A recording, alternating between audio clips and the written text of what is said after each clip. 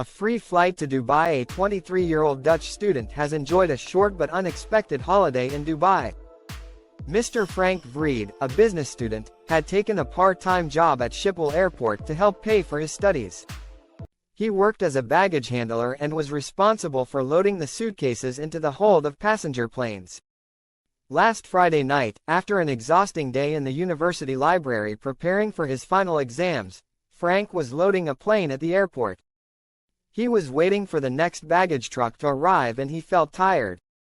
He decided to have a quick rest, so he sat down in the hold of the plane and shut his eyes, just for a moment.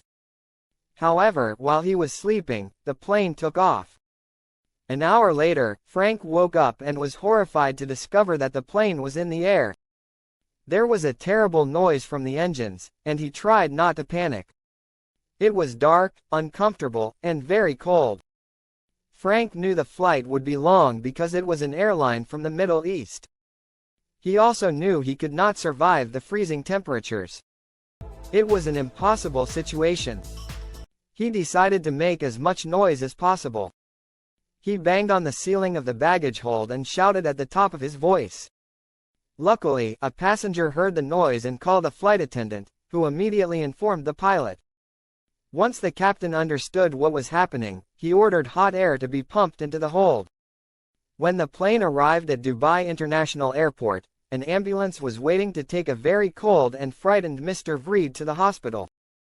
Doctors checked him, but he was unhurt and was allowed to leave after a few hours. News spread quickly about this stowaway. The managing director of one of Dubai's top hotels offered him a free room for the weekend. He must have wanted to come to Dubai very much if he was prepared to travel in the hold, joked the MD. Everyone's been so kind, said Mr. Vreed.